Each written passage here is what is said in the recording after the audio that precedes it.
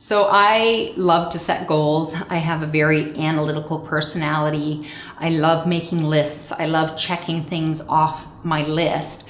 When I first started doing goal setting early in practice, I was taught that there were all these different categories and you had to set all these different goals in all these different categories, and there needed to be the same number in each of those categories in order to live a balanced life.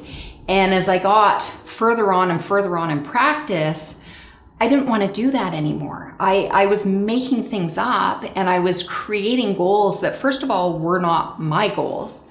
And second of all, were not aligned with who I was and what I wanted to create.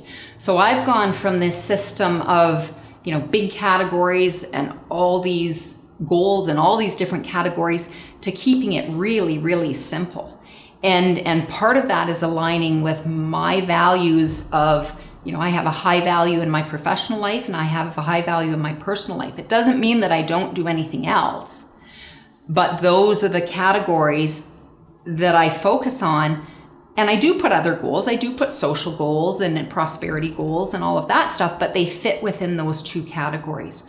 So I've just taken the old way of doing things and I've taken that traditional model of goal setting and I've tweaked it to fit my life and my ideals and my values. And when I did that, when I tweaked goal setting to match who I am, then I found year after year after year, I was banging out those goals because they were goals that I really, really wanted to achieve.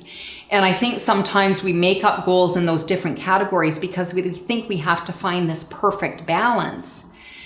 But sometimes it's not who we are and it's not what we want to create in life. So just let it go and write down what you want this year to look like and what your ideal will be and create those goals from that. And then you'll find you'll meet those goals, check them off, and that's going to be a truly successful year.